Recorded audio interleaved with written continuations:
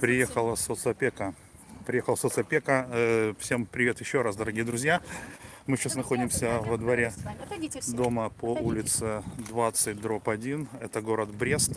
С 8 часов вчерашнего дня 4-летний мальчик сидит в машине и безвылазно вместе со своей мамой, которая, по словам отца, вот этого молодого человека, во время прогулки, они вместе не живут, схватила его в машину и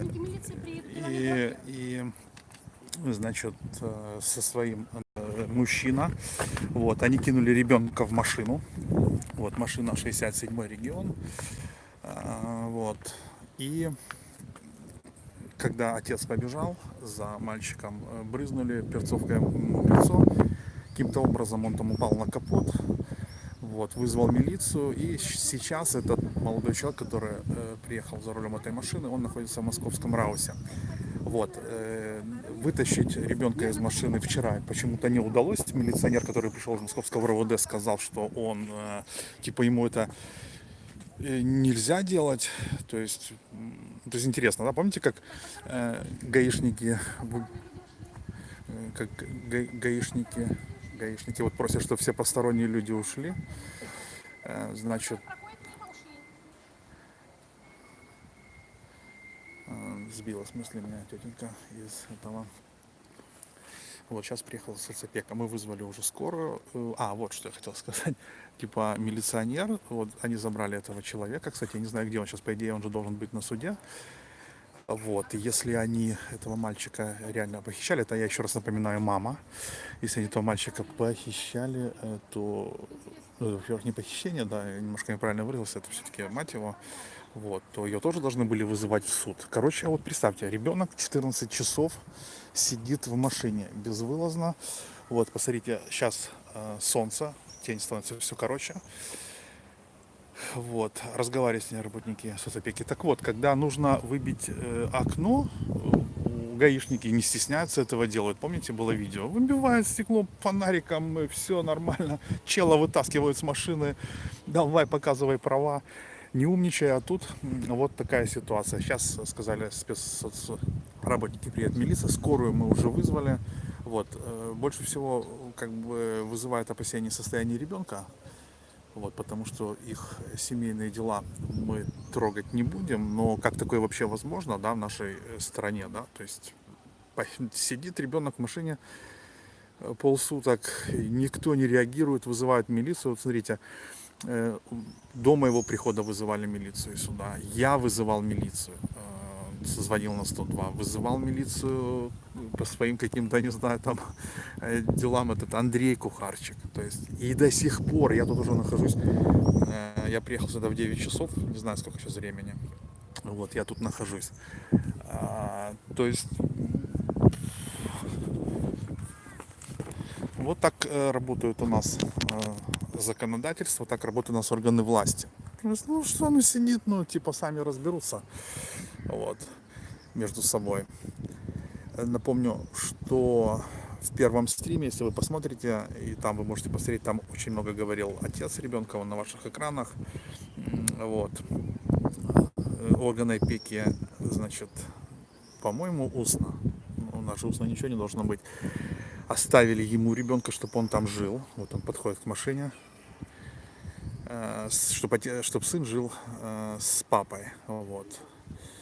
Он говорил, что ребенком она не интересовалась, ребенок болел, вот он ухаживал, типа как бы вылечил его почти что.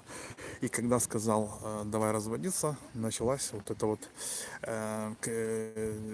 штука. Девушка это фотограф, я ее фото выложил, минский фотограф Елена Кузьмич, я ее выложил ВКонтакте фотографию. Она сейчас общается с органами опеки. Вот ее немножко видно, хотя, наверное, вам нет. Вот очень много свидетелей было, люди видели, что эта машина стояла со вчерашнего вечера на российских номерах, очень приметно.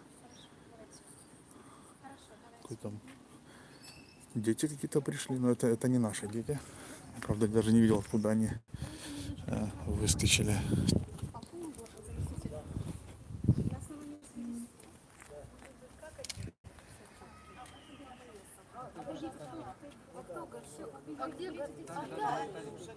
Дали горшок мальчику.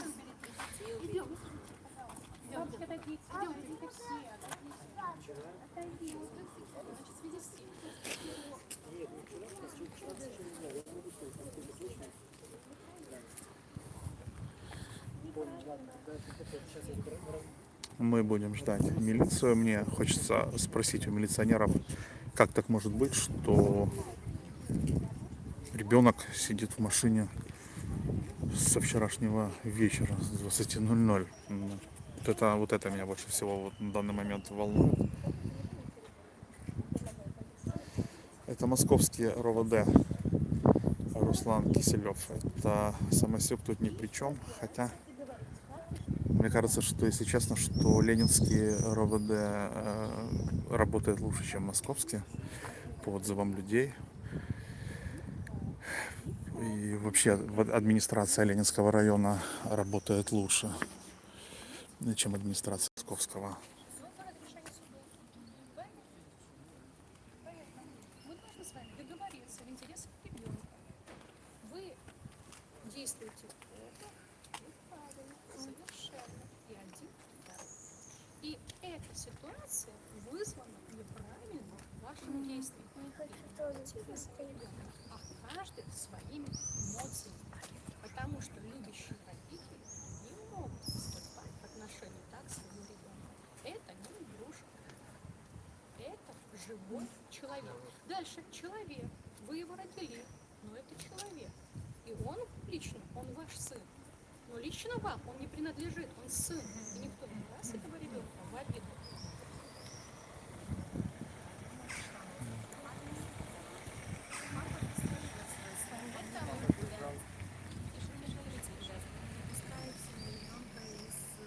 Когда съезжали в Нью-Йорк, я была в этом Да. Он в этом кресле. Ну, здравствуйте. Все. Отойдите все отсюда, пожалуйста. Что вы тут устраиваете? Тут ребенок сидит, тихонечко, все. Зачем это все? Хорошо, что затонировали стекла. Так он смотрел, как на обезьянку все смотрели.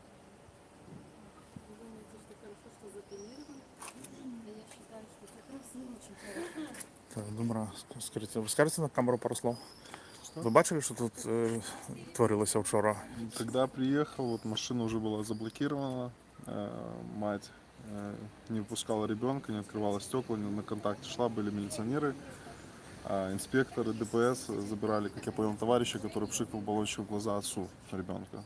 По словам, насколько я знаю, отец с ребенком вышел во двор спокойно погулять в солнечный день.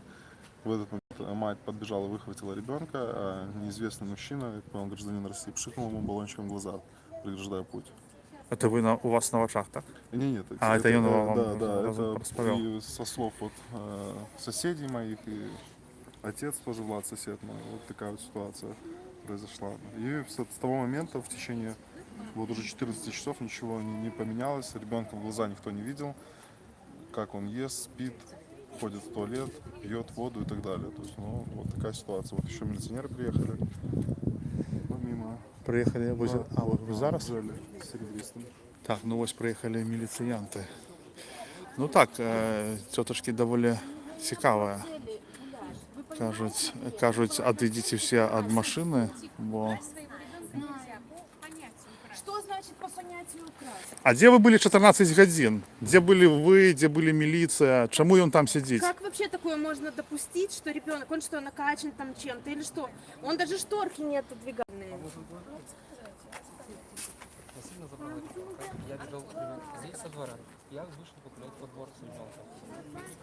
Стояла здесь. Неизвестно, не знаю, сколько долго стояла, выжидала. Как только решила момент, чуть дольше от меня ребенок. Они бегали с соседским ребенком, играли. Побежала. Схватила бегом сюда. Хутко ви приїхали, слухайте. Сейчас Молодцы, мама, папа, молодцы. согласна, мы выходим с машины. Почему? И с ребенком. Скажите, кто вызывал милицию? Я. Подождите, здесь милиция, папа. Подождите. Значит, давайте так, выходим. Выходим. Слухайте, я визивав міліцію Опошня, вони кажуть, були побач. Нет, никто на вас не нападет. Никто на вас не нападет. Это гарантирую вам. В нашу машину сядете, в нашу машину. нашу машину. Сейчас мы говорим, нашу машину стопсили, мы поехали в располком. Папа, мама, все, больше. От, домовляються з Матулей, каб яна перасела у іх машину, і яны паехалі у Что значит отойдите? Мы семья. Вы что, понять не можете? или что? Отойдите. Вы не могли разобраться, мы приехали. Мы не могли разобраться. Где вы были? Вам говорили 4 раза попытка хищения ребенка. Где вы были? Простите. Вы стоите на стороне матери, которой было все равно годами. Понимаете? Годами, простите, сейчас, годами матери было все равно. Так, тут ребенок. Отойдите, пожалуйста. тут уже пачалі апеліраваць дзіцёнкам. Гэта цудоўна, канешне, але праз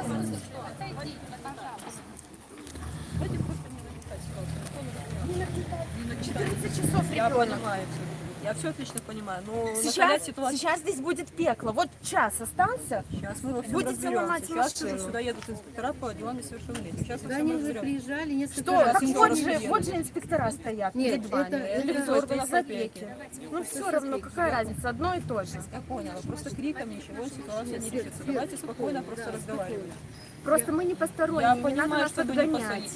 Я вас не отгоняю. Я просто вас прошу не нагнетать ситуацию. Они нас Они вас отгоняют. просто попросят отойти, чтобы спокойно поговорить. Вы понимаете, что ребенка хотели увезти в Россию, неизвестно куда. Она об этом вообще в своем инстаграме или где-то там публично об этом заявляла. О том, что она хотела бы с детьми уехать туда. В России. В Россию. Приехала Понял. сюда. Сейчас мы во всем И разберемся. И приезжала. Это какой уже у нее любовник? 50-й или какой? Я не знаю. Ну ваших вот и там я не отношений с знаю. семьей. К вам я приезжаю первый раз. А она приезжает с мужиками, которые стояли, хотели с квартиры украсть, с которыми у нее отношения Сейчас есть. освободят. Сейчас выйдет. Давайте просто спокойно. Сейчас Я органы не опеки. буду спокойно. Ну просто ребенок и так находится в стрессовой ситуации в машине 14. И то, что кричат вокруг машины, ему однозначно спокойствия не добавляет. Поэтому Мама знает, что да, ребенок. яны збіраюцца яны угаворваюць маці, каб яна выйшла з машыны разам з малым, перасела ў іхнюю газель разам з бацькам, і каб яны паехалі у райсполком, чи там нейкі адміністрацыйны будынак, і там будуць разбірацца. Пока никто там не разрешил. Што кажуць людзі, паслухаем. Она не видит. У нее, потому что сестра работает в... пусть сестра у нее работает где В угодно. Беларуси это Она прокатывает, тут звонила ко всем Пусть уже... хоть в колокол как звонит куда угодно. поднимать Просто всех, искала дайте людям просто знакомых. спокойно Деточка, выполнить всё, свою тихонько, работу. Вот да. и все. Не мешайте. Дайте спокойно выполнить свою Товарищ работу. старший лейтенант, а как вас зовут? Моя фамилия Ракитянская, зовут Юлия Дмитриевна. Я хочу Школа-инспектор хочу милиции. запитаться вас. Меня зовут Я Сергей сейчас Петрухин. работаю. Давайте Я вначале разумею. я выполню свою работу, а Добре. потом в случае необходимости отвечу на ваши вопросы. Запитаться сейчас- хочу, чому ви я їхали сейчас- 14 годин, каб ось зараз ось гэта робити? Я сейчас нахожусь на работе, выполняю свои обязанности. Вы своими вопросами меня отвлекаете. Хотите задать вопросы, задавайте потом, либо при службу УВД. Ось така суворая жанчына. Потому что здесь люди. Ну, ви зрозуміли, так? Що 14 часов яны ехали, но яна не буде відказувати тільки потом. А ви кем? Ви казали, що ви сім'я. Кем ви Я сестра, доводитесь? сестра Владислава. Влада родна? Да, А скажіть, конечно. будь ласка, що ви бачили, що тут робилося чи ні? Вчера? Ну, воволі так. Нет, вчера не видела, но брат позвонил, сказал, что забрызгали ему газом, и машина стояла здесь, а его протащил этот вот человек, который за рулем был. Он на работе протащил аж вот туда, до конца того дома, его и только потом остановился. Хвилечка, Вот ось так, до конца ось отсюда того и, да, дома? вот туда, просто протащил его на капоте. Ну, такі жахливі відносини у їх, конечно, это... Ну, потому что матери все равно на ребенка, наплевать. Ей было, отец растил, у них еще есть ребенок, ее родной. И он растил 2 детей, все время смотрел. Мать гуляла, тусила, качала, я не знаю, попу, занималась собой, своей красотой только и все. А на ребенка ей было все равно. Они здесь жили у бабушки, и вторая девочка, ну вот ее... У вашей матулі? Да, У вас, у да, бабушки? ну да, получается, детей бабушка. Они жили постоянно, приезжали, привозили сюда, она оставляла, ей вообще было все равно. Она ни разу даже за 3 недели или там они длительный срок находятся и болеют с температурой 38, она ни разу не позвонит и не спросит, что вообще происходит и как ее дети. Ей вообще все равно. Добра, до ну этого. добра, а скажите, каляска, як ось ви казали, што яны мелі намер звесці малога ў Расею, гэта вы так сапраўды лічыце? Да, потому что она была недавно в Сочи, у нее там получается крестная ребенка, она живет в Сочи, и вот ездила, мать ездила туда отдыхать или там, я не знаю, что она туда ездила, и она потом говорила, что я хотела бы, она это писала, по-моему, или в Инстаграм, или где она написала, что она хотела бы туда поехать с детьми. Ну, але машина на И расійських вот, номерах. пожалуйста, машина на России. Я, кстати, не знаю, что это за регион, Это 67. Смоленск чи Бранск, ну, я там докладно Ну, так это само значит, не она просто кого-то, может быть, нашла, просто чтобы через границу ее перевезли, скорее всего, и все, ближайшую. Ну, бачыце, у каментарах пішуць людзі вельмі такое справядлівыя заўвагі, што калі трэба кагосьці забраць з чырвона-белым сцягам, чы там супраціўніка акумулятарнага завода, то міліцыянты прыязджаюць праз 2 хвіліны. Да. А калі малы сядзіць Я у согласна. машыне 14 гадзін, ну вось прыходзяць там Это вообще непонятно. И просто же приезжала и милиция. Я вообще не понимаю. У них были закрыты окна, ни кислорода не поступало, ни воды. Мы не знаем, вода, еда, что у них там, как и почему он ни разу не шелохнулся, этот ребенок. Он вообще ни к окну не подходил, ему стучал папа, она ему, может, лекарствами накачала его или еще что-то сделала. Мы вообще даже не понимаем, почему он в таком состоянии был длительное время. Фото жанчыны я змясціў у кантакце. Фото яна нейкі там фотограф знакаміты. Да, она фотограф, она фотографирует маленьких детей. Ну и, ну, по крайней мере, вот. То бок яна зарабляе грошы на жыццё такім чынам, так? То есть яна фотограф, Она фотограф. адмысловец, профессионал, так? Да, она фотограф, да. Там есть яна в Инстаграме довольно такие Есть, у нее много. добрые фотки, я много, бачу. много работ. Она делает красивые работы. И она, естественно, я думаю, продает, но... А скажите, калі ласка, дзе працуе яе сестра? Вы казали, что в УСБ. Может, Она в УСБ падрабязнасці? или где? Нет, я точно не У могу Менску сказать. чи у с кем. Берасці? Минске, Минске. Да.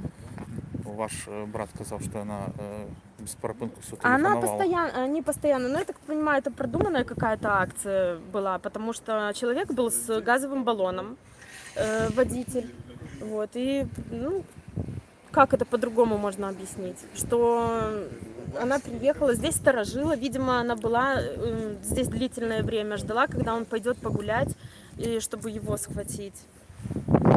И сколько раз приезжала, и не хотела она гулять, никуда она не хотела идти гулять. Ей надо было только выкрасть, и все. Хотя дома она вообще ребенку времени не уделяет.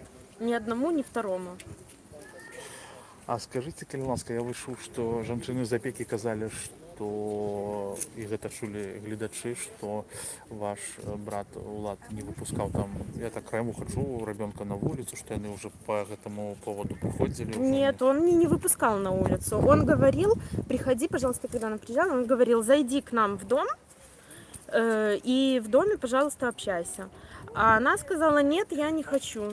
И написала заявление на моего папу, что он на нее якобы напал. То бок Нет, Улад нет. казав їй, калі ласка, заходь у хату і з ним там, ну... Да, и там общайся, да. Ну, А на вулицю я тобі його не дам, так було? на улицу, да. Так она приезжала все время со своими любовниками. И она хотела его просто забрать. У нее все попытки были сводились к тому, чтобы его увезти. И гулять она не хотела. Добре. И даже когда в Брест она приезжала по каким-то, там, я не знаю, справки какие-то привозила, еще что-то, после суда она не обращалась пойти погулять, повидаться. Ей было все равно. Она не спросила, как дела, ничто не подошла. Вот эти вопросы. Ей было все равно. То есть это просто ей нужен вообще. Я даже не знаю, для чего он ей нужен. Вот, Что она с ним глядите, будет делать? Сонейка наступає на машину. Суд буде 6 жнівня, так? У їх суд?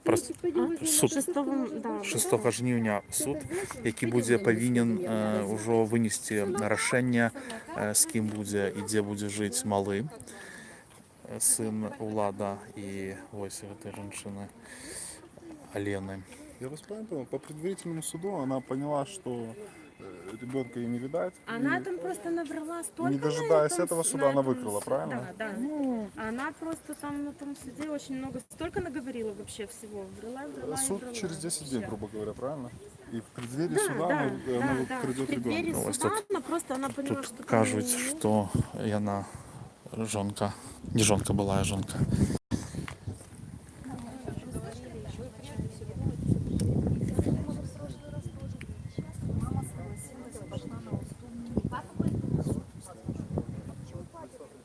И папе, я же обоих взяла. Ну, папа, слышишь, что говорит. Что ж не говорит? У нас, послушайте, понятно. Сколько сейчас по ребенку не живет?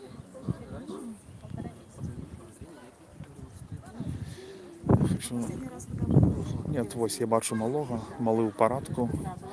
Ось я бачу, він ворушиться, нічим там зайнят. Ось твар Аліни.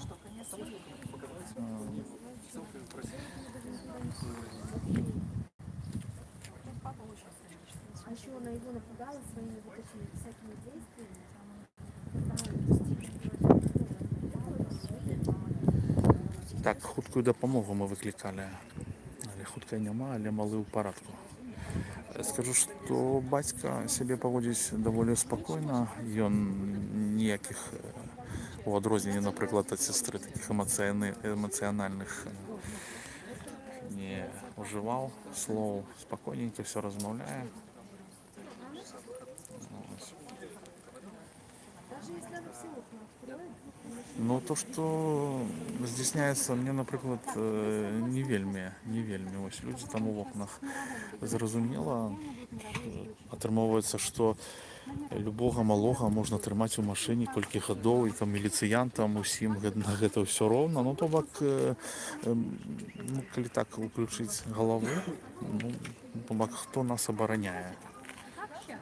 Если, смотрите, изначально, первое ставлю, если вы не договариваетесь, да, у вас. Мама услышала? Услышала. Значит, вы готовы договариваться?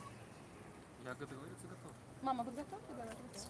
Вы готовы договариваться. Давайте будем договариваться. Так, значит, 1,5 месяца ребенок. Послушайте, можно поехать к нотариусу сразу и заключить у нотариуса какой-то договор на время до разрешения суда. Каким образом будет происходить общение? Вы оба родители, имеете равные права. Мама не видела 1,5 месяца ребенка. Не видела. Были препятствия со стороны отца? Были. Значит, далее. Простите, извините, препятствий не было, понимаете? Она не хотела в дом заходить. Не препятствия. Хорошо, дальше. Конечно, не препятствовали. Добре, ви, будь ласка, не это, Нет, не- потому что не- они сейчас неправильно говорят и все. На что папа согласен? На что мама? Нет, что Есть препятствовали. гарантия, что она сейчас не уедет в Россию. Говорит, препятствий не было. Не было препятствий. Хоть фильм «Россиянин». Сябры, я безумоўна преследую свои меты. Я хочу вам показать, на что мы платим податки.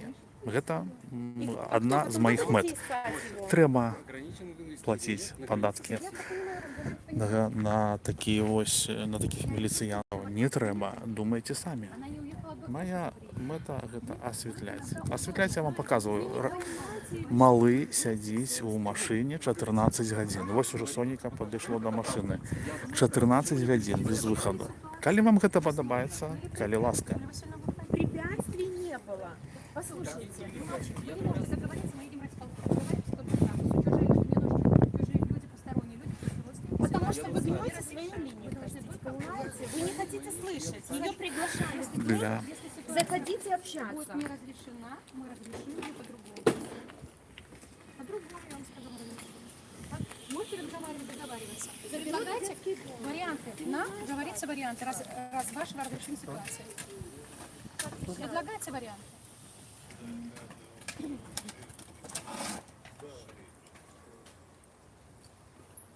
Предлагайте варианты. Я не слышу вашего общения. Давайте разговаривать. я не кажу, што трэба біць сцёкла. Я кажу, што трэба было вось гэтыя размовы весці, ну, напрыклад, хаця бы там учора увечары. Навошта біць сцёкла? Там малы Есть его интерес. Зачем? Вау, есть чужой профессионал, который Если бы мы не приехали, вы бы тоже сюда не приехали. Сколько бы они еще ждали вас? Как только мне стало известно, я приехала. Ну, ви бачите, блогери і віртуальний Брест приїжджають хутчей за тих, хто повинен приїхати сюди першим. Ну, тобак я гэта да, кажу там да податків, так? І вогуле, ну, сенс. Меня, наприклад, не цікавіць адносіны гэтых маладых людзей, а вось тое, што у машыне сядзіць малы столькі часу і усім на гэта ўсё раўно, вось гэта мяне турбуе.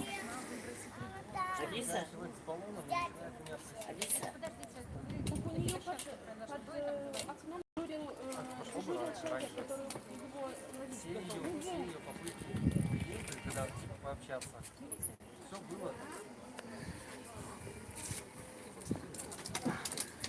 Вы не слышите, понимаете? Вы просто хотите видеть то, что вы видите, не слышите.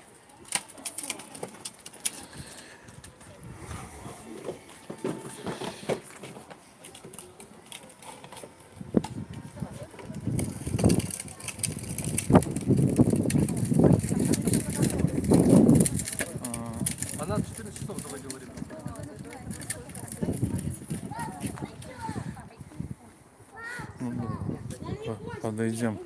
Подойдем. Кажется, что вы бачили на камеру, что тут? Ну, вогуле, что вы бачили так? Что вы думаете про эту ситуацию? Бездействие наших органов.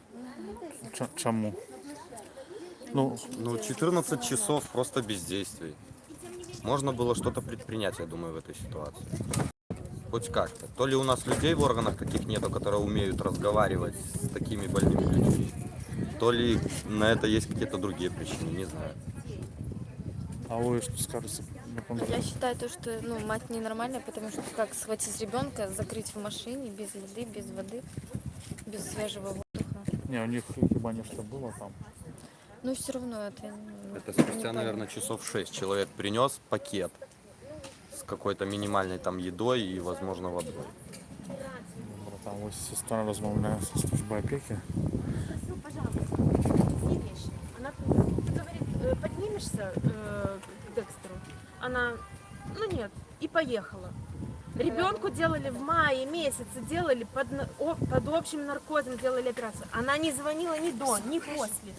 Тут Улад розповів, ситуація таким чином виглядає, що гэты малы, ён меў хваробу даволі цяжкую, кшталту аўтызму, так? Вось, і Улад казаў мне, ну не на камеру, што ён за ім глядзеў, вазіў на аперацыі і лячыў яго в Украіне і пару гадоў вылечыў даволі паспяхова, што малы стаў вогуле вогуле як нармалёвы чалавек. Ось. І калі вось гэта здарылася, ён вырашыў развесціся з ёй. Вот пачалася такая вось рэч. То бок у хлопчыка ёсць дыагноз.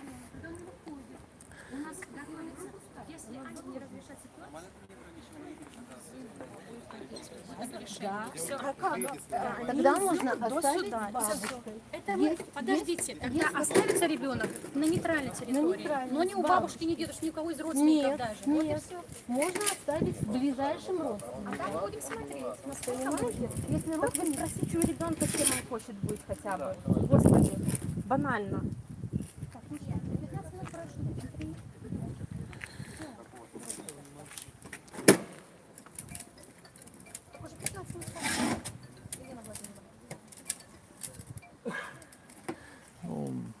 Широк...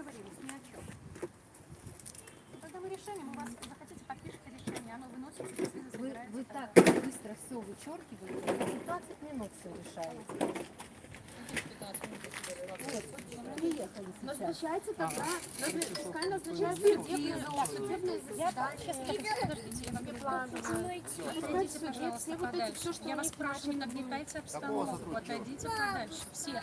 Отойдите, пожалуйста. Я вас прошу. Чего вы лезете в личную жизнь людей? Давайте мы выйдем дома. Поградивую. Что значит приехал? А мы что делаем?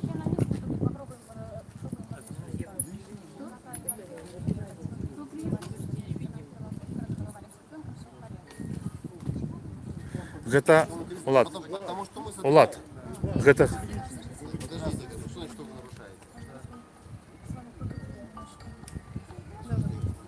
Гэта чалавек, который пырскаў газам? Вось гэты чалавек пырскаў газам. Добрый день. Вас отпустили уже с милиция? Конечно. А вы пырскали газом Улада в лицо? Конечно. Потому что, а як вас отпустили? Был суд? Конечно. Был суд? И Да. сколько вам присудили? Но какая разница? Вы кто? Я Представьтесь, пожалуйста. блогер. Ну, блогер. Сергей Петров. Я очень рад. Вот. А я Александр.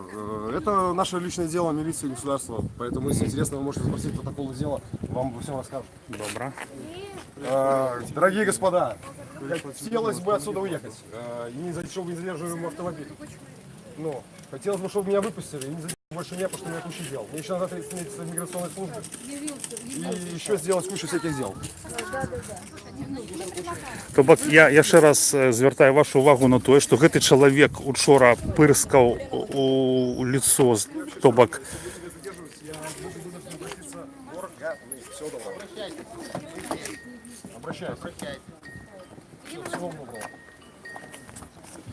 бачыце, гэта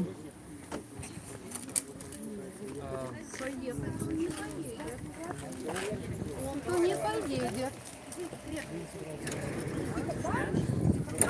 нагадаю, ось чоловік вийшов з ментовки, пирснувши у лицо.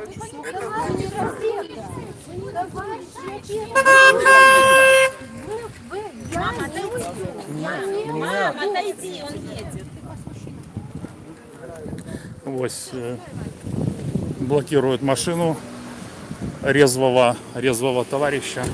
Так вот, цікаво, так? Ось глядите, приїхав до нас гость, попирскав у твар балоніком з газом і його відпустили. Він каже, був суд. Улада у суд не викликали у якості свідки. Ось цікаво, де його судили. Куда? Куда? Мы даже Приїхало телебачення. нет места жительства. Она снимать не будет. И сейчас хотят забрать у такого человека, такого отца ребенка. Ну ось, заблокували эту машину. Скажіть, будь ласка, чому ви не можете домовитися? Ну, супрацовники кажуть, домовтесь і все буде добре. Потому что она хочет, чтобы ребенок сюда, ну, в принципе, вообще жил с ней. А я не могу, Ні, а ви зараз домовитися, щоб його випустили з машини. потому что вот русский автомобиль, россиянин, прямиком на границу, все, нету ребенка, нету суда, нет ничего, все, до свидания. А він казав, що його судили. Вас вже були повинні визвати суд свідки, так? Ну, Да. як потерпілого, то вогуле не зрозуміло, хто, що, Вообще выпустили. як його цікаво, ну насамперед. Бачите? Нет проиграться, просто дайте поговорить. Значит, смотрите. А сонце ще ближей. Ну, вже навіть, бачите, заливає. Що ви вогуле, як ви можете прокоментувати Ситуация на самом деле как бы сложноватая, потому что с одной стороны как бы и мать имеет на него права, и отец имеет на него права. Но то, что она удерживает его, это крайне плохо. И любой суд станет теперь на сторону отца. Но это надо решать вопрос в суде. То есть я бы сейчас порекомендовал каким-то образом, ну, извлекать этого ребенка, наверное, потому что, ну что же, 14 часов он внутри, это похоже на захват заложника. Похоже, я не буду утверждать. Но вот он как так мать своего ребенка удерживает и не выпускает. А мені подалося цікавим, що ось чоловік вчора приснув балонником, його забрали міліціянти у твар. І ось він зараз прийшов, каже, був суд.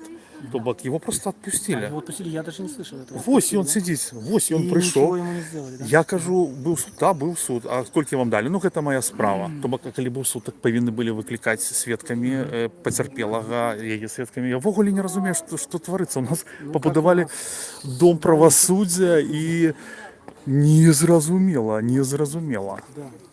Сейчас пока ждем, как будут развиваться события.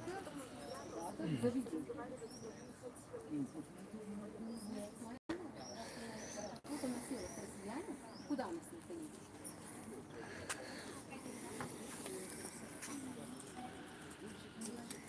Я думаю, такая гісторыя гэта вельмі брыдкая. Я вам водички дам. Пойдет? У меня такая сюрпризик, но водичка есть. Хорошо? Пошли. Все, бачите, як виглядає двор. Двор виглядає.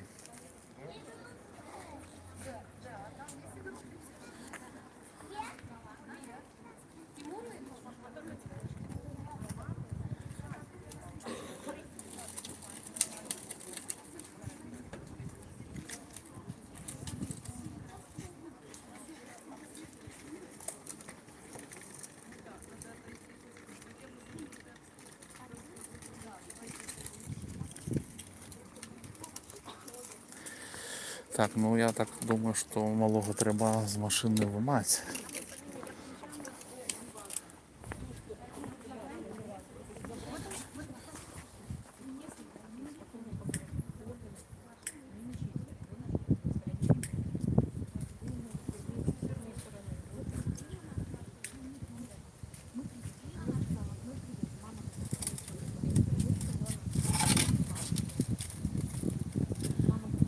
Слухай, як там тебе Торы Монтана? Мне за себе не соромно, а тебе я вогуле не ведаю.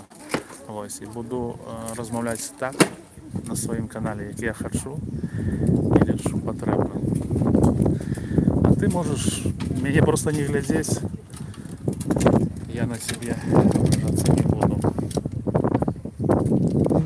Так, хто тільки що долучився до трансляції, гэта Берасця, гэта вуліца Вольная, 20/1. Тут ситуація такая. Вось гэтая машина на расійскіх номерах, по словах бацькі, который вось размаўляе там по телефону каля міліцыянта, хотели, по яго словах, хотели похитить у яго малога. Ну, похитить як? Там у машине маці гэтага малога, хлопчыка 4 гады ему, і нейкі чалавек.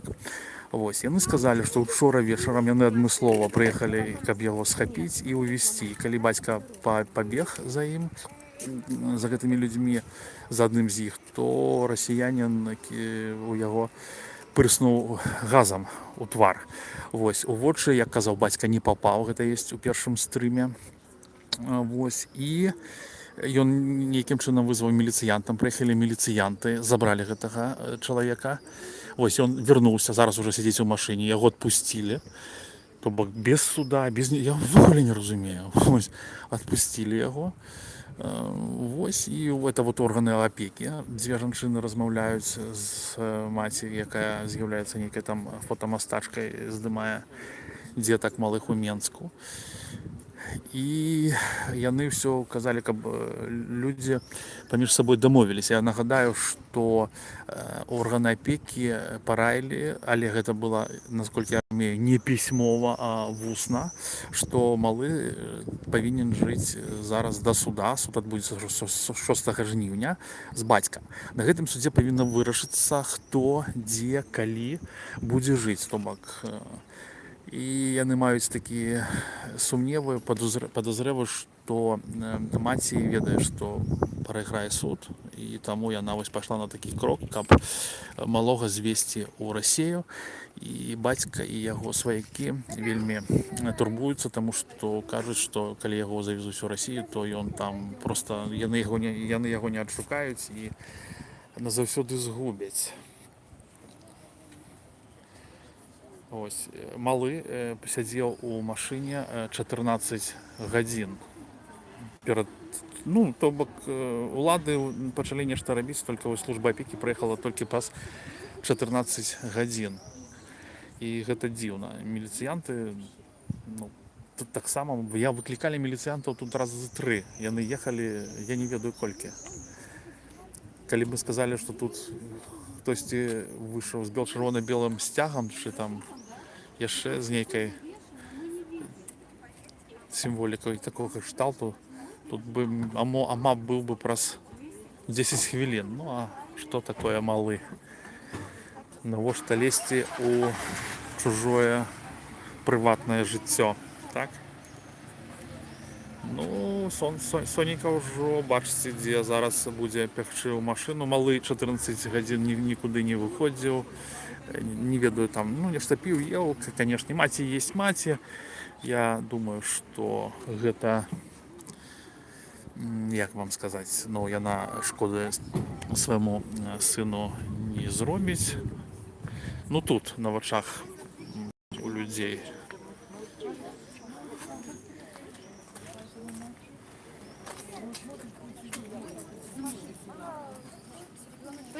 Родители пытаются у разводе. Так, родители у разводе. Родители у разводе. Тут шмат чаго казала сестра Улада. Ось, сказала, што яны... Ну, не буду як гэта перакладаць, таму што гэта сямейнае такое. Тут все ж таки справа у тым, ну, для нас у першую чаргу, што малы сядзіць у машыне. У них тяжелые, сложные отношения, но ребенок нуждался в лечении, и брат мой занимался этим лечением. Маме как бы было все равно, она занималась своими увлечениями, у нее их очень много, как бы он растил одного ребенка, второго, вот, но потом вот в мае месяце она, ну, ее как бы долго, там несколько дней ее не было, и им нужно было съехать с квартиры, которую они снимали. И он приехал сюда к бабушке, позвонил и сказал, что мы здесь у бабушки в Бресте. Вот. И все, и с этого началось, что она приезжала, приезжала с мужиками какими-то, стояли под окнами, хотели похитить. Вот, все у нее эти друзья, это с которыми она отношения какие-то имеет. Вот, что еще сказать, ну, про то, что сейчас вот произошло, вот в очередной раз, то есть она говорила о том, что, получается, у нее крестная малыша живет в Сочи. И вот мать ездила в гости, и где-то там в интернете она обмолвилась, что она хотела бы туда переехать. И вот уже сейчас, получается, она приехала с человеком на российских номерах, чтобы беспрепятственно, я так понимаю, вообще пересечь границу, чтобы никто даже не задумался, ну, как бы не останавливал, потому что на белорусских номерах и с ребенком несовершеннолетним. Вот. Ну, как бы он ей непонятно вообще для чего нужен, потому что она за ним вообще, в принципе, ну, она там 2 минутки на него посмотрит, а потом она его куда-нибудь все время скидывала, и лечением не занималась, вообще ничего, ну, вообще я не понимаю, для чего это вообще, весь этот спектакль она сейчас разыгрывает. Ну, просто, наверное, ее личное эго задето, и все, потому что вот конкретно детьми она вообще не занимается. У них 2 детей, один, ну, вот это общий ребенок, а вторая девочка старше, ну, получается, с 1,5 лет брат мой, ну, как бы растил, она полностью. Боится батька, что они просто могут съехать. ГАИ мы не против, если ГАИ обеспечит вот это все. То есть уже хочут взять в сопровождении ГАИ, ну, человек поводит себя вельми упевнено. И он, все, мы зараз едем там, давайте нам сопровождение будете, все, и тогда я еду. А батька кажет, что я за этой машиной, я боюсь, что они просто утекут. Так? Слухай, они ж вызвали хуткую допомогу, как поглядеть с малого. Это было уже амаль, ну, годину тому. Точно вызвали? Так, так. Странно, что так долго едут. Нужно реагировать значительно быстрее, тем более на такие экстремальные вызовы, когда ребенок, надо, чтобы приезжали быстрее. Солнышко уже на машине, можно обратить внимание. Солнышко Скоро уже на начнется машине. там беда. Ну, а як ось вот увогуле, як повинны себе поводить у таких випадках улады? Ну, що це таке? Ну, там я не угадаю. Ні, ну, конечно, я не кажу, що там треба там нечто вибивати, там окна, там, чи що. Ну, для начала надо попытаться, вот так, как они делают, провести переговоры, чтобы, возможно, она, ну, одумается и... Значит, дорогие друзья,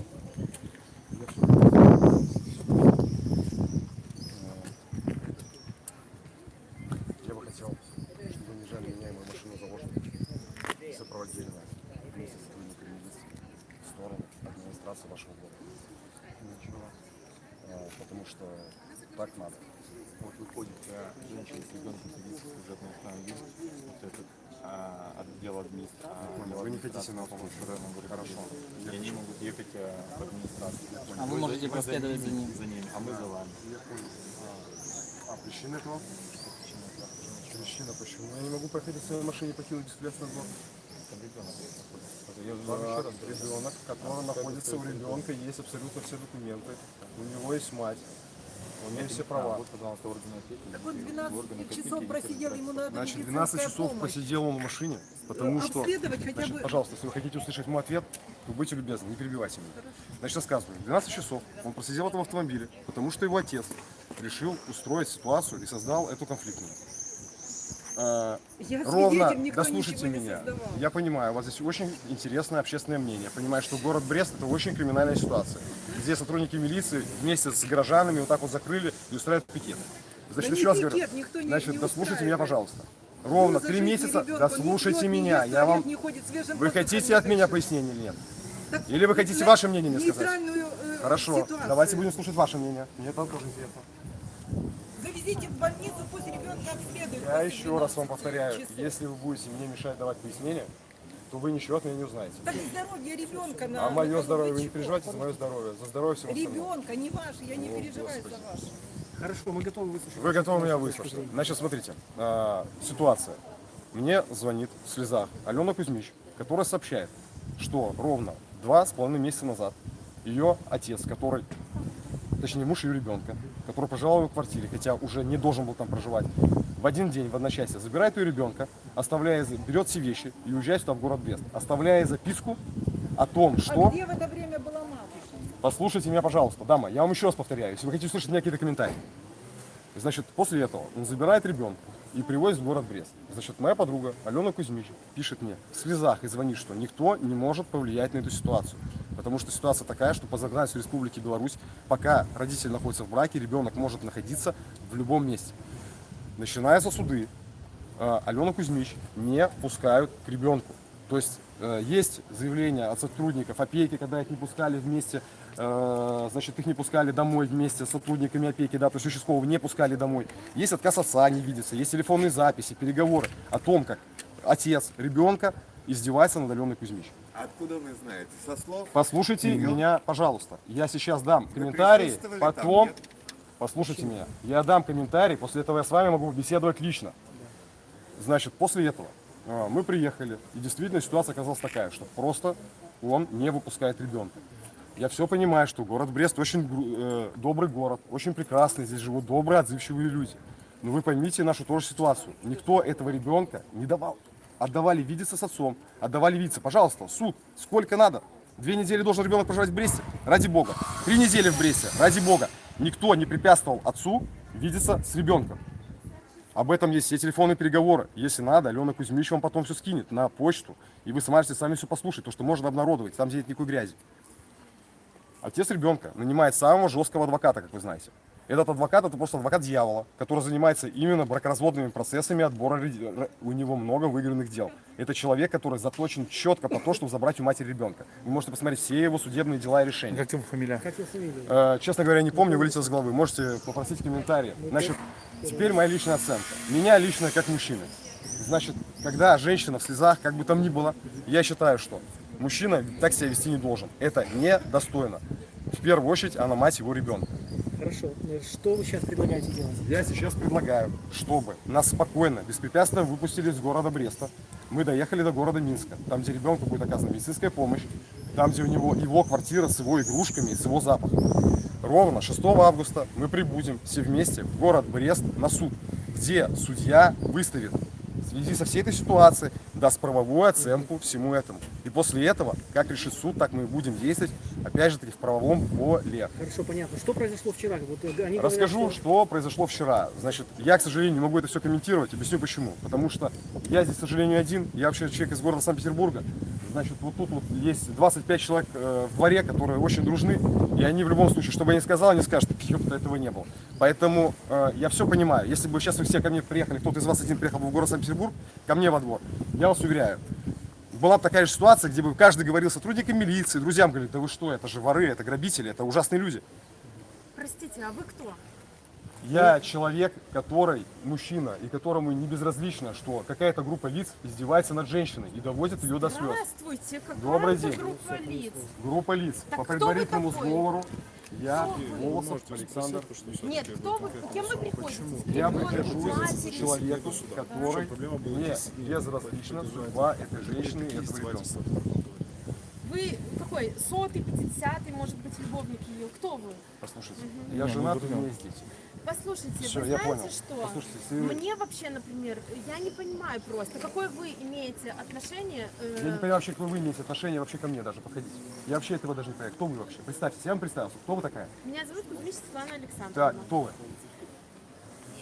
Я кто тетя вы? этого ребенка. Хорошо, вы тетя этого ребенка. Я очень рад. Значит, поговорите со своим братом и выясните у него, почему он ведет себя недостойно. Не он себя ведет Он ведет себя недостойно. Он вырастил Всё. этого ребенка. Не рассказывайте мне сказок. Ой, Алло. сказок. Вы вообще Да. откуда взялись? Ну, я бы хотел бы еще все-таки спросить у вас. Да, все нормально. А можно вас еще спросить? Конечно, Скажите, пожалуйста, Влад рассказал, что вы ему брызнули баллончиком Конечно. в лицо. Да. Ну, просто вот интересная ситуация, как вас отпустили, потому что... Нет, меня, так, во-первых, смотрите, значит, меня не отпустили. Эта ситуация была квалифицирована как, конечно, безусловно, хулиганские действия. Значит, я буду в случае настаивать на том, что это была допустимая самооборона, потому что я предупредил Влада, если он будет сейчас подходить и проявлять агрессию, то есть хватать меня, либо эту женщину будет хватать руками, я применю свое спецсредство, которое легально и разрешено. Значит, так как Влад не послушался, я был вынужден применить. Понятно, нашлось 25 человек свидетелей, которые все написали заявление о том, что на сегодняшний день мои действия расцениваются как мелкое хулиганство. Скажите, а вот как вас отпустили? Вот что, вот вы были в милиции, вы, Конечно, вы там я были провел ночь? сутки, конечно, у меня был административный арест, я провел сутки, мне выписали штраф, то есть это за мелкое хулиганство. Все, То есть вам выписали прямо там, в московском РОВД, вас на суд не возили, да, в дом? Конечно, я признался, я согласился с протоколом о мелком хулиганстве, то есть, ну, как бы это мелкое хулиганство. Все. Да. И сейчас, на сегодняшний момент, у меня есть постановление. Опять же, потом, если вы с нами свяжетесь, я могу вам скинуть это постановление, пока и вы можете знакомиться. А есть визитка у вас? Визитки с собой нету. Запишите мои контакты, я с удовольствием вам вышлю потом все постановления и все судебные решения. Да, хорошо, хорошо. А скажите, пожалуйста, или вам, вы можете там сказать телефон свой, например? Нет. Нет, ну я понял, потому что мне неудобно Да. записывать, понятно. Я понял. вам запишу. Хорошо, спасибо большое Вот, за пожалуйста. комментарий. А вы чем занимаетесь? Блогер. Да. С кем вы из наших блогеров дружите? С кем из наших блогеров дружите? С Блещом? Из российских? Из минских. Ну, я конкретно не дружу, ну там с Нехтой, с Маратом Минским, ну их смотрю. Я понял. А вы в Минске живете? Нет, я проживаю в городе Санкт-Петербурге, но вообще я сейчас строю реабилитационный центр по реабилитации алкоголиков и наркоманов в Витебской области. В Витебской области? Да. А можно такой вопрос нескромно задать? Вы кем приходитесь? Вот, Я просто друг. Просто друг. Конечно, Ну, я как вы просто сказали, друг. да? Да, Все. естественно. То есть тут нет никакого ни сексуального подтекста, ничего. Как бы я же говорю, что, к сожалению, законодательство настолько не переработанное, что люди, то есть да, это же не первый прецедент, не первый случай, да, вы знаете, что до этого там много раз там воровали ребенка. Ну, то есть там было много прецедентов там, с другими семейными парами, да, когда там они там воровали. Нет прецедента. Возможно, эта ситуация заставит задуматься о прецедентах, да, потому что, к сожалению, до этого там была ситуация, по-моему, тоже в Бресте, когда там просто выкрадывали ребенка, там просто приезжали какие-то люди, там были тяжкие телесные и все остальное, да, то есть не проработано наше законодательство. Ну, я вам скажу, что вот опасения, например, Влада, вот он боится, что вы его увезете. Не, я просто вам говорю, вот смотрите, а вы можете ответить, Да. то, что вы увезете его в Россию, там его уже никто не найдет. Прекратите. Это все паранойя домысла Влада. Мы все действуем в правовом поле, и иначе действовать никто не будет, потому что зачем это надо? Если же мы видим ребенка, любое решение суда, и мы на него не явимся, либо мы вывезем незаконно ребенка до решения суда. Вы представляете, что такое? Это уголовное дело. Ребенок будет находиться на территории Беларуси, в том числе и до суда, и после суда, потому что у его матушки здесь, собственно, работа, и она работает здесь. И у нее здесь вся жизнь. Куда она, в какую Россию она поедет? Она поедет в Россию к моей семье, ко мне жить? Ну, смешно. Вы сказали, что у вас дети и жена. Да.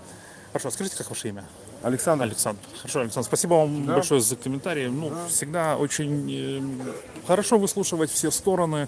Вот мы послушали сейчас Александра, он, по-моему, абсолютно трезво изложил свою позицию. Вот, объяснил все. Вот, пожалуйста. Тут понятно, что тут семейная как бы неприятные дела, но ребенок до сих пор сидит в машине. И вот это больше всего. Выехать быстро со двора. Папа добежал и встал, преградил дорогу, чтобы не ехать. То водитель его на капоте провез прямо вот до того дома. Понимаете? Это счастье, что тоже не было никакой травмы не получил. А если бы он попал под машину, это было бы уже совершенно другое. Все, вот. Мама закрылась, потому что водителя забрали в милицию. Я, может, неправильно выразился насчет трезво объяснил. Я просто человек спокойно рассказал на камеру, дал комментарий, то есть ведет себя адекватно, потому что те люди, которые не бегают от камер, говорят на нее, ну, мне такие нравятся, то есть и они вносят как бы свою точку зрения, это раз, свой взгляд, а вы сами думаете, я же тут ни за кого. Я тут только против затянувшихся таких ось дзеянняў уладу, што малы сидзіць у тачцы, а хто насамрэч, як яны жывуць паміж сабой, мне абсалютна ўсё роўна. Это не моя справа.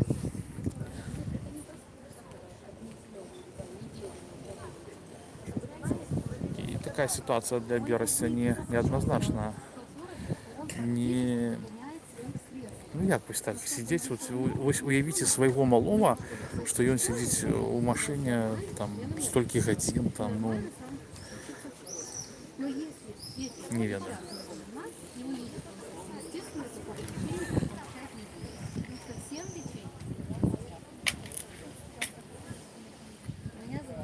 Я ни на кого не ведусь. О чем вы говорите, сябры? Ну, вельмі добра, я кажу, што ён высказаў сваю кропку меркавання. Ну, ось і все.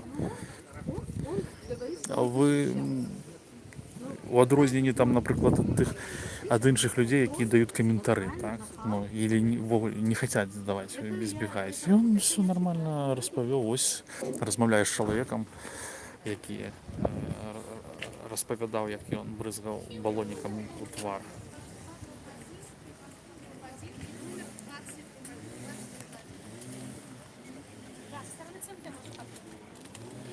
Яшчэ некага вызываюць. Я вам скажу, што мне вось калі маё асабістае меркаванне, улад паводзіць сябе вельмі спакойна, адэкватна, і я не хочу робіць ніякіх высноваў, ну вось ён мне падаецца адэкватным чалавекам, які гатоў да дыалога. Вось, а тое, што я не хочу, каб яны паехалі на машыне, і ну не ведаю.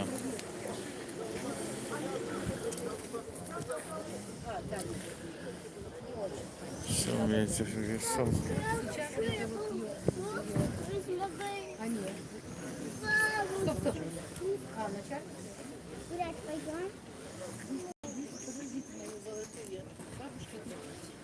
Русак не чалавек? Пытанне, чаму не чалавек?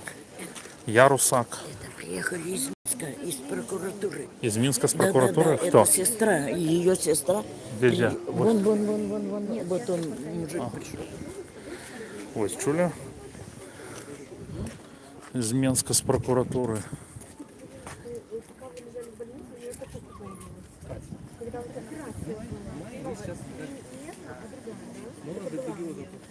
Не ведаю, адкуль жанчына взяла гэтую інфу.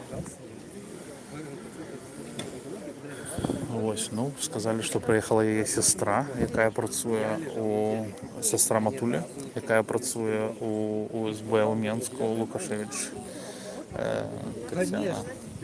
Ось гэты чалавек.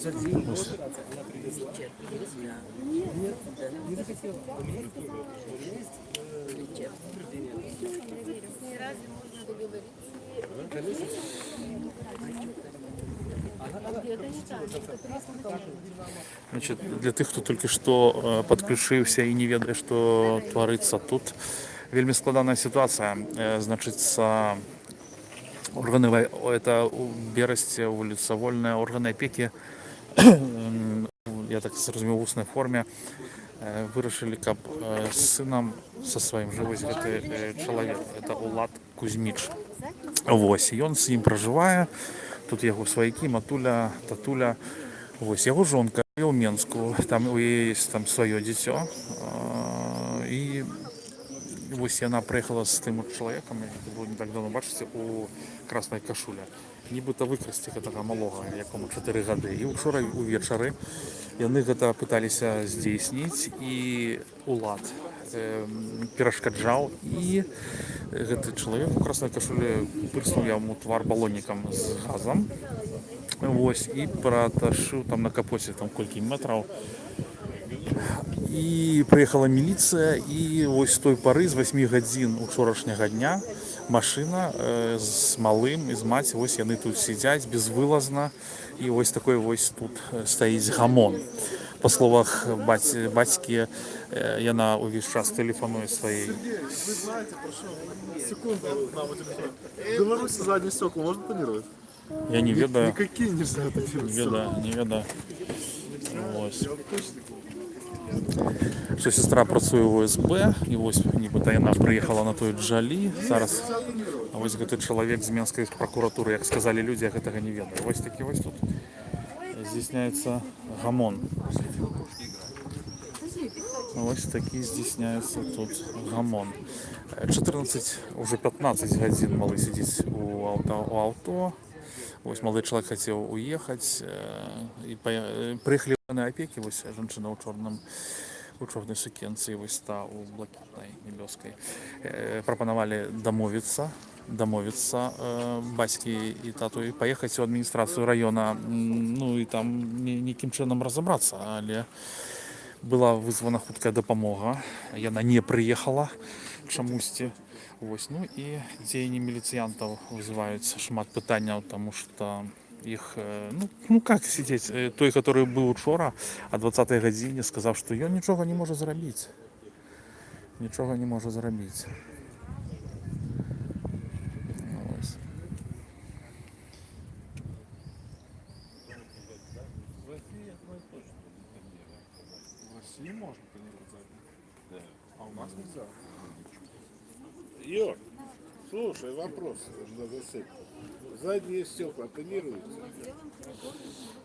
Это правда сестра я приехала или нет? Где? Ну, вот, Я не вижу. значит, бабуля нам дала неправильную информацию. Я не вижу, где. А вот на той машине сказали, что с Минской прокуратуры приехали. Вот Ну, может быть, потому что ее ждут.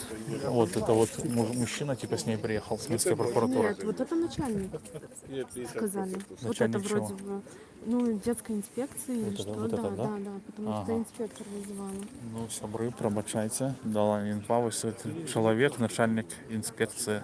Почем инспекция? Ой, начальник Я не этих знаю вось точно, двух тетушек? начальник вот по детским, по делам несовершеннолетних, наверное, или кто это? Я не знаю, но вызывала инспектор. Ага. Из опеки вызывали. Побежали, с машины выскочила, побежала за ребенком. Мальчик схватила на руки, на руках его.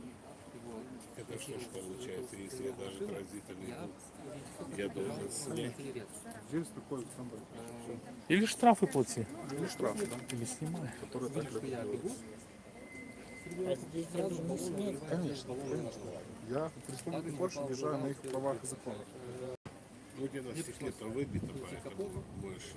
он сел в машину, поехал. И покатил меня, я так, ну, примерно так, где-то вот этого, вот по камере все видно. Запись уже пропала. То есть, Ну, расскажите, а как давно вы уже не живете со своей бывшей? чтобы полностью, вот не проживаем в одной квартире, потому что договор аренды закончился. Ну, то есть, давали квартиру в Минске, с июня полностью проживают чисто с ребенком. Вот. До этого год то Брест, то Минск. Вот он в сад почти не ходил, потому что все время болел. У нас был гладоаденоиды удалить, вот в мае вот удалили. И вот перестал как болеть. А до этого он даже в сад не ходил. Поэтому была возможность, ну, то есть постоянно есть. А вот девочка Ева, это ваша не общая дочь, это ваши бывшие супруги, правильно? Да. Да. А расскажите мне, пожалуйста, про то, что вы постоянно были с ребенком. С 2,5 лет я растил ребенка. По сути, когда она переехала, произошло вот, ну, буквально так. Вот, ты же хотел быть отцом? Держи. И вот просто... Вы были? Нет, один. Девочке было 2,5. И вот с 2,5 лет я растил вначале получается, прошлая дочь, потом появился Декстер, и двоих я ими двумя заботился и проводил весь досуг и развитие. Уроки со школы с Евой, ну, всегда только я делал, она никогда не делала уроки. Укладывать спать, кормежка и развлечения, какие-то досуг, дома игры там. Ну, Ну, то есть я так поняла, она абсолютно никаким мирным путем. она говорит, ну и что ж ты все это делал? Я мать, и все. Только вот одно, дети будут со мной. Просто какое-то собственническое, вот как к машине отношение. Это собственность. Ну, а ребенок еще недолечен и обязательно надо долечить. Она вообще не знает. Ну, судья заявила, что какие учреждения посещали по поводу лечения, она такая, поликлиника. Все, что она смогла назвать. Потому что она не занималась лечением ребенка вообще. Я не приезжала на день рождения. Да, она ребенку 4 года, она была только на годика. 2, 3, 4 года не было. Где-то, ну, каждый раз куда-то уезжала, то есть и дочери тоже пропускала. Вот так же. А где сейчас Ева? Ева в Минске, я предполагаю, что он все-таки у бабушки в деревне.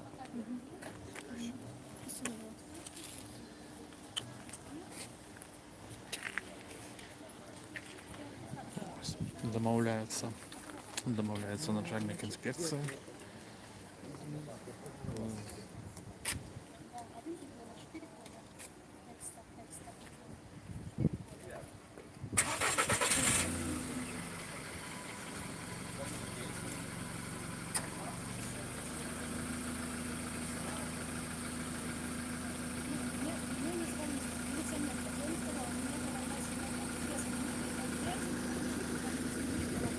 Так.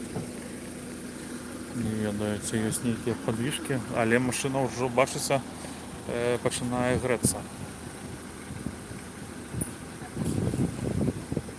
Машина починає греться. Сьогодні буде доволі жарко.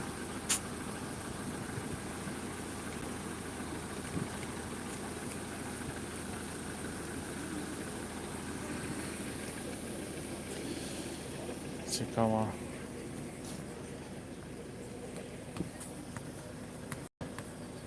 Ось стоять, розмовляють.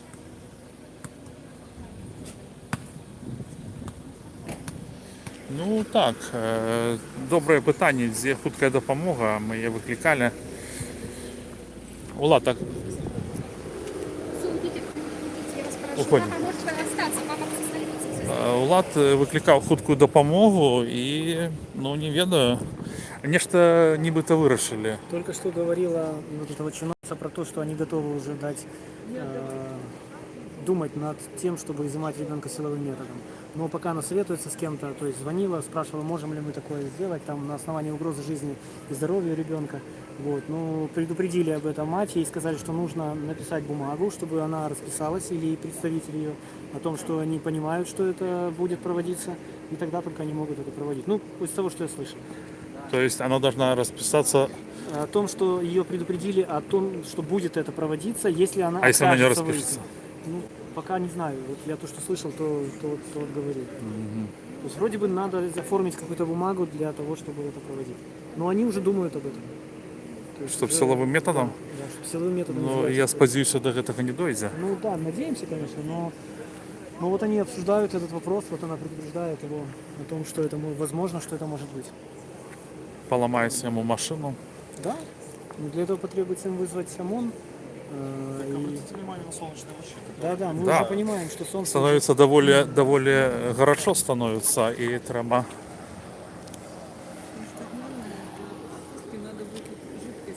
Ну, може він пив. А що ви бачили тут? Я не видела, вот часа два ни разу не видела, чтобы поили. В час ночи принес парень какой-то пакет, видно, сходил в магазин.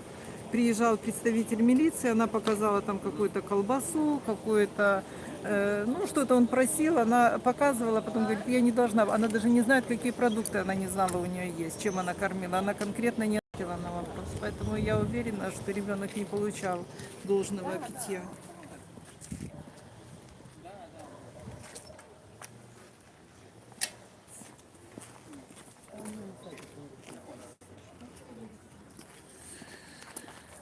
Так, ну ось так виглядає двор. І ось ідуть созвони, перезвони. Коли йдуть созвони, це значить тое, що нешта буде розвиватися далі. Коли, наприклад, міліціянт на кшталт. Тут в первую очередь надо пригласить медицинских работников, чтобы они обследовали. Ну, ми викликали хуткую, але вона вже їде більше, ніж за Мы тоже годину. ночью приглашали, а они говорят, мы же не имеем права, как мы без представителей милиции откроем машину. Потому что ребенок реально нуждается в медицинском обследовании.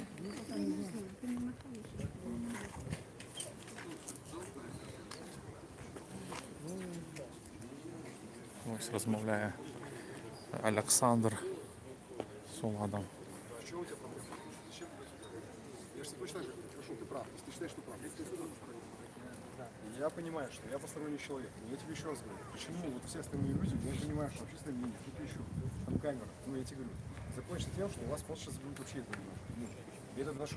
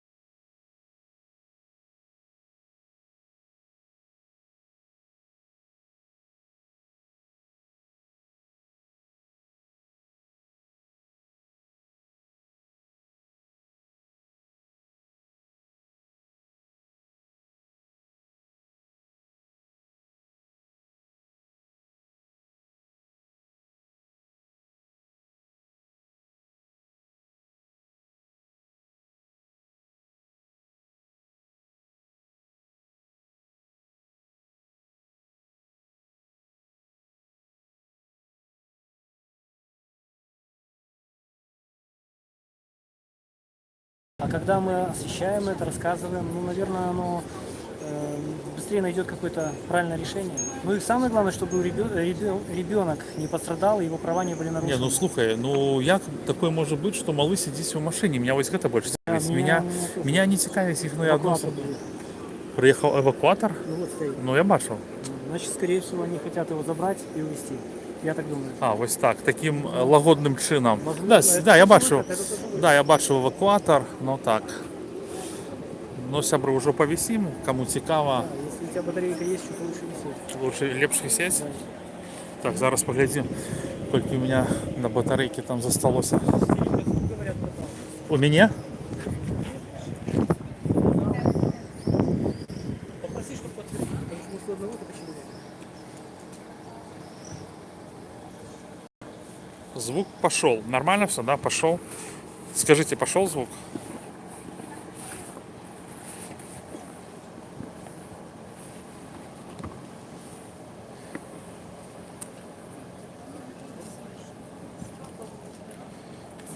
Добро.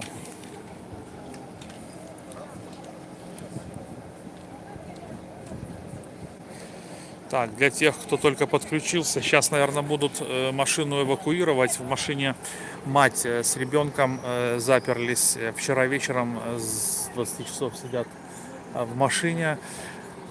Вот. И, значит, позвонили на виртуальный Брест, позвонили нам с Камановым. Вот мы приехали, освещаем ситуацию. Ребенок, по версии отца, должен быть с отцом. Это установили органы опеки, правда, насколько я понял, в устном виде. И вчера, как рассказал отец ребенка, пытались ребенка похитить. Машина на... Вчера вечером он брызнул в лицо баллончиком с газом, значит, Владу, который пытался остановить их отъезд. И ему это удалось, он вызвал милицию. Александра забрали в милицию, он там провел сутки, признал вину, как он сказал, его отпустили. Вот они хотят уехать. Приехала служба опеки, вот две женщины, одна в черном, другая в полосатом. И начальник вроде как их приехал, они его вызвали. И не могут никак договориться папа с мамой, потому что мама хочет сейчас поехать в Минск с ребенка забрать, папа против. Вызвали скорую уже, я не знаю, сколько тому времени назад. Ничего, вот так вот состоит колом. Мы сейчас, насколько я понял, приняли решение эвакуировать машину. Там вот приехал эвакуатор, стоит за домом, видите, синий-желтый. Вот. Солнце уже светит в машину, машина начинает нагреваться. Вот эвакуатор стоит, видите, там, да, за углом. Вот, возможно, что они...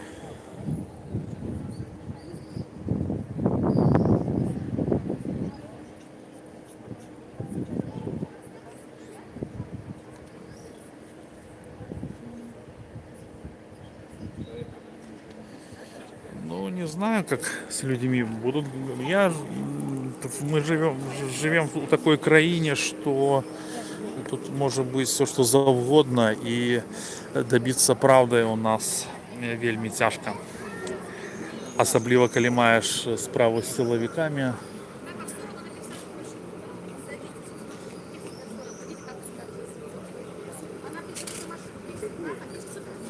Так, нечто деется. Батьку запрошають сісти у «Газель». Я думаю, що при такому розголосі вони вже нікуди не з'їдуть. Так, легко. І нечто зараз ситуація розв'яжеться. Ситуація повинна розв'язатися. Нечто вони там прийшли до якого-то знаменателя.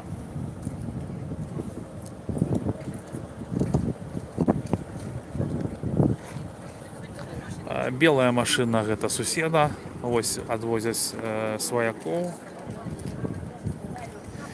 Кандышын у аўто ёсць, яна там нешта ўключала.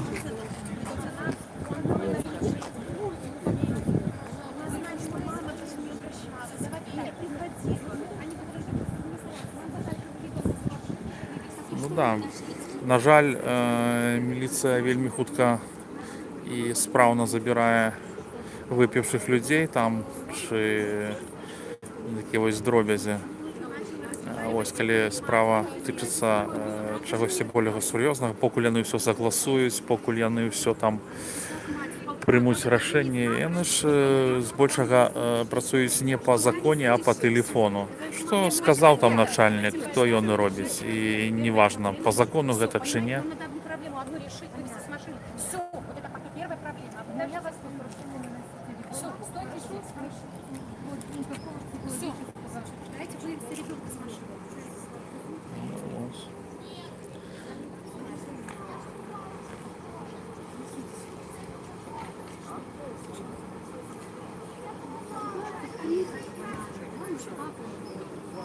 Александр сказал, что он строит, этот вот водитель Volkswagen на российских номерах, что он строит какой-то дом для реабилитации алкоголиков в Витебской области, который пшикнул лицом в лицо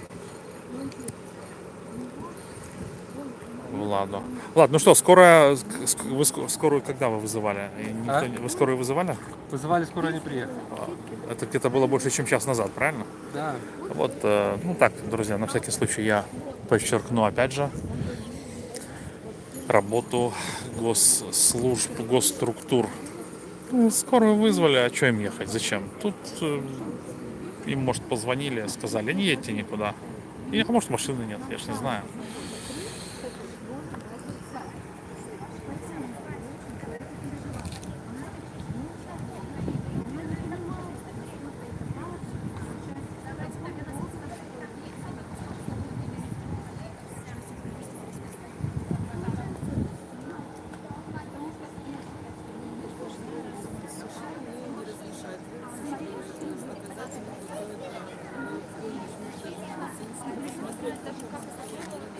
Ну да, 16 часов уже где-то прошло, да? То есть тут даже и по-человечески. А? Скорую вызывали, но скорая не едет. Не едет. Скорую, ладно. Уже больше часа прошло О, видите? по поводу скорой. Просто уже, видите, солнце встало, уже машина греется. Да, это Уже да. на солнце жарко стоять. Вчера с вечера вот такая же была очень жарко. Очень жарко было. И она периодически включала этот, а потом, конечно, уже ночью стало прохладнее. Угу. Так, здесь працює телебачення. Телебачення і віртуальне. Страха нету, что с ребенком может что-то случиться. Ну, тут такая ситуация складаная, конечно. Ёсць ее страх, чи няма, гэта, ну, мы ж не ведаем. Яна ж тоже зараз думае, што, можа, я натварыла, што яна рабіла, і глядзіць Так надо тут столькі исправлять людей, её, ну, какой-то должен. Она же понимает, что уже никто не отступится. Что Ну в любом да. случае ребенка уже будут обследовать и что-то смотреть.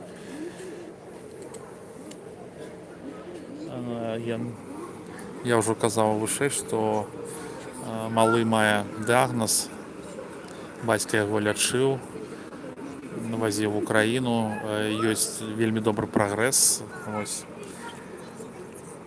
І дыагназ хлопчык мае.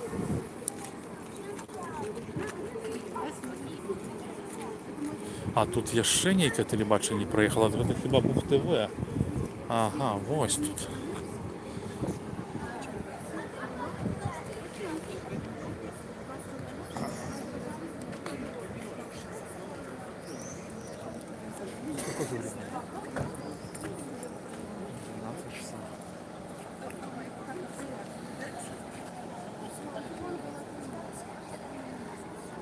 Я тут з 9 гадзін, а зараз ужо 12, то, ну так.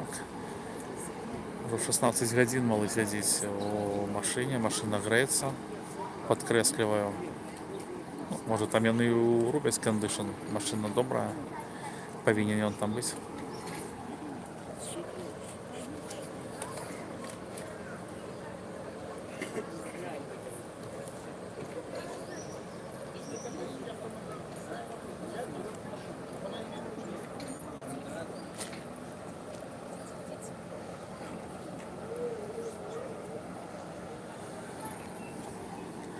Ну ось. Зараз ну, уже наближается развязка. Наближается развязка. Я думаю, калі б яны паднялі гамон учора, то сітуацыя вырашылася б значна хутчэй.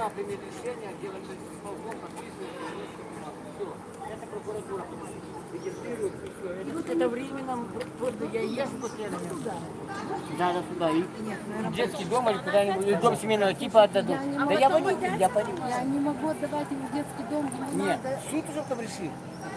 Ну, по 2 недели держит. 2 недели. Это уже не Чтоб опять откат у нас так они пошел. просто заберут. Ну, то бачыце, сварацца бацькі, кутуюць дзеткі. Угаворваюць Алену Кузьміч, каб яна выйшла з машыны, адпусціла малога, і паедуць яны ў адміністрацыю раёна Маскоўскага вырашаць, што будзе з малым далей. Вось я чуў, што уже паперы там падрыхтавалі ў пракуратуры везде, каб яны вось толькі прыехалі. І так падаецца, што малога будуць да суда забіраць у дзіцячы дом ці ў нейкае такое падобнае месца.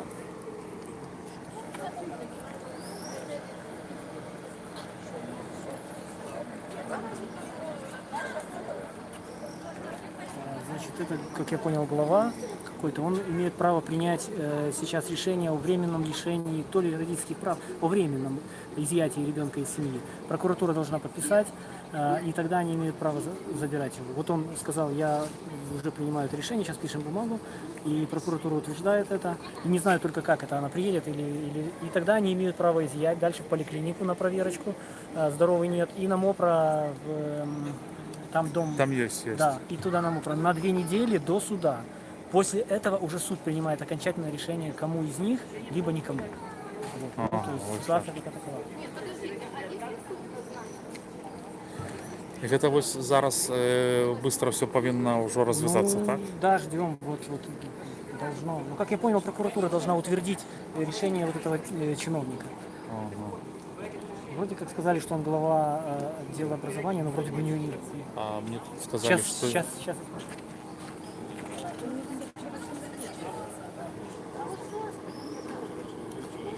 Тут, бачите, Кіровцев все ведає. Кіровцев все ведає. Бачиш, Кіровцев все ведає. Начальник отдела образования Московского района. А прозвище не казав?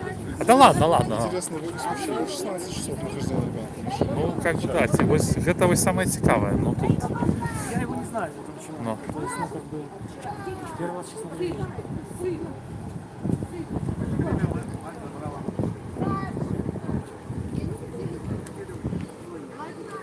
Суд праз 6 августа, праз амаль 2 тижні, і суд повинен винести рішення, з ким він буде.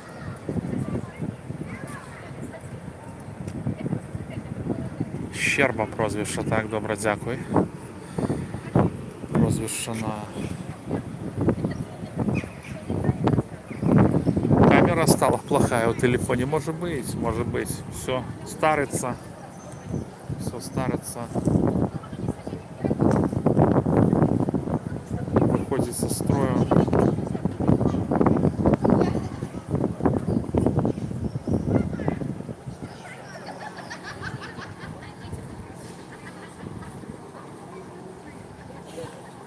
Ну, я там насамрэч уже стаміўся.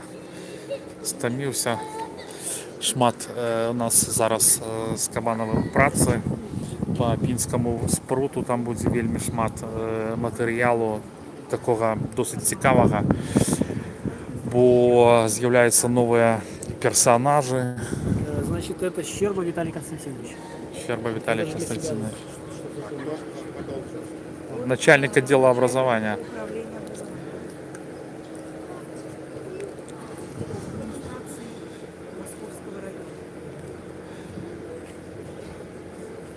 Следующая серия выйдет с прута буквально не сегодня, завтра, до выходных. Вот она будет посвящена торговле золотом незаконному. И, в общем-то, она будет посвящена тому, как работают органы власти, как работает АБЭП, как работает прокуратура, суды. Вот. Почему золото продается свободно в Пинске. Вот. Кто хочет, продает, кто хочет, покупает. Там замешан не только Жогло, там уже замешана Светлана Кахнюк очень сильно, другие люди. Ну, об этом скоро узнаете. Ну вот машина уже полностью стоит на солнце, то есть, ну, я не знаю. Вот мне, например, на солнце очень жарко. Как там в машине, машина заведена, видимо, там включили какой-то кондишн. Вот.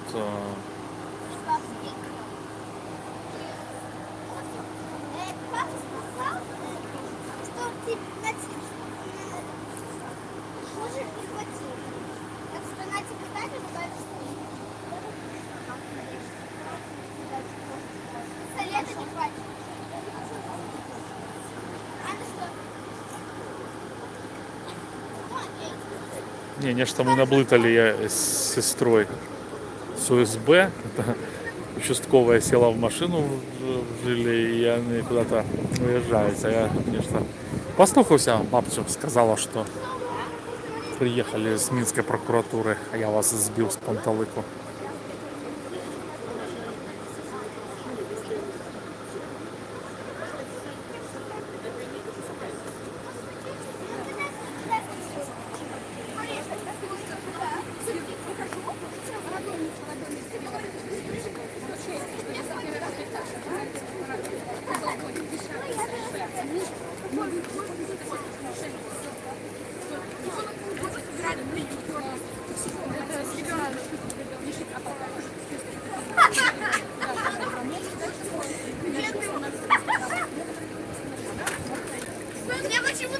То есть я так понял, что будут лишать прав одного и второго родителя.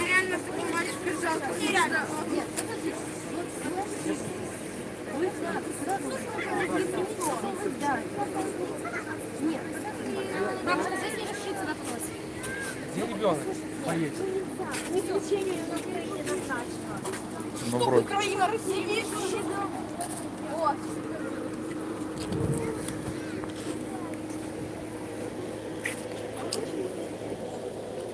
Сейчас, если что, договариваются, не убираем отсюда ребенка, то будет отобрание органов опеки. Статья 85. Хорошо, а будет суд? А суд будет по другому уже вопросу. Слушайте, ну Суд будет по другому вопросу. слушайте, вы, Суд уже будет другой иск рассматривать. вы Вам иск какой суд? Если нас вынуждали пойти с этой 45. Если мы не договариваемся, понимаете? нет, а что должен он договориться? Вот скажите, вот что должен он договориться? Он должен отпустить человека или что? Вот здесь он находился у бабушки. Вот прям Вот попрощался, так, что всё, я больше договориться. его не вижу.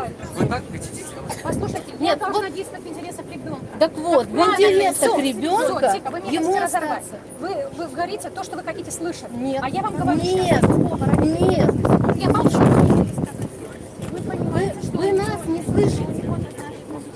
Вы понимаете, что ему требуется дальше. Любой стресс это будет откат назад. Вы вот это, вы понимаете? Мама, Отойдите отсюда! Слушайте, кто такой? Тихо. А Он ей сказала. Саша, Уйди, пока она на тебя не напала. Пошли, пошли. Да, Света, Сука. Бабушка тоже пошли. Просто попросите всех, чтобы они пошли. Я вас понимаю. Кто это? Кто? Я вообще согласна. вы нас отпихиваете, А а он вы сейчас центральный машина машина. только, его машина. Света, подождите. Вы вот не понимаете, что... Нет, мы понимаем. Вы понимаете, что статья серьезная, 85 об охране ребенка органов опеки. Создали родители угрозы для жизни и здоровья Это ребенка. мама создала. Послушайте меня, я вам говорю, создано родителями. Папа. Я не хочу разговаривать, вы меня не слышите. Слушай просто. Тогда что? Создана угроза со стороны двоих родителей. Они не могут договориться. Тогда 85-я статья предполагает отобрание ребенка, изъятие решением администрации, решением органов опеки, помещение ребенка, если возможно, куда-то там в опекунскую семью, если невозможно, куда-то к другим гостям. Тихо, да. Если можете заявлять, будете родственники иметь право обращаться и заявлять. Дальше, если нет, значит, то в другое какое-то учреждение детское. Дальше. И принимаются тогда меры, мы обязаны будем по этой статье, если вы сейчас не договоритесь, изъятие ребенка, и принимается меры в 7-дневный срок, мы должны выйти с иском в суд о лишении родительских прав родителей за эту создавшую ситуацию. Эта статья только так работает, 85, а уже в суде придется вам доказывать. Да, и суд будет принимать решение, понимаете? А вы сами не хотите Послушайте, разобраться? мы в ситуации? разбираемся, мы хотим Они здесь разобраться. во дворе. Мы хотим разобраться, мы хотим помочь, но изначально наша задача ребенка изъять от машины, потому что он длительное время здесь. И вот это первостепенная задача. И вы все силы прилагаете. Понимаете? Если бы вы забрали на 10 дней до Послушайте, это одно. Сейчас, Но вы говорите сейчас про готовится статья, только такая, по другой статье нету здесь, какая еще статья не работает, только по этой статье, если они договорятся. Все. 85-я. Кодекс о браке. Вы знаете, вот сейчас, прямо вот здесь на улице, мы решаем судьбу ребенка. Правильно? Вот, понимаете, вот одним ростом.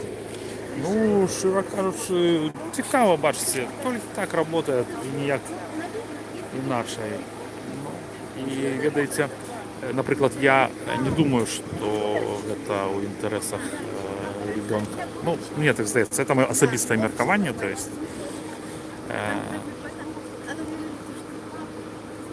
я, як любой чоловік, можу бути необ'єктивним, але ось із мого внутрішнього почуття, це ось сродні тому, що у судді так або не приймають рішення і життєвого опиту. Ось.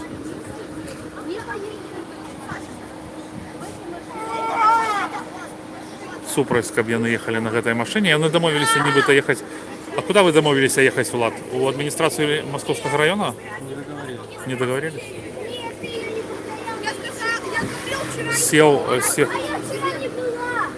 Сел у машину Щерба. І яны едуць все у адміністрацыю района, но сябры, туды я ўжо не поеду, потому что, ну, Меня туди можуть в огуле не пустить. Ось тут шмат СМІ. Ось проблему, я думаю, що я показав як мог. І об'єктивно, і по всілякому. Ось. Я хутко з вами буду розвітуватися. Хутко буду з вами розвітуватися.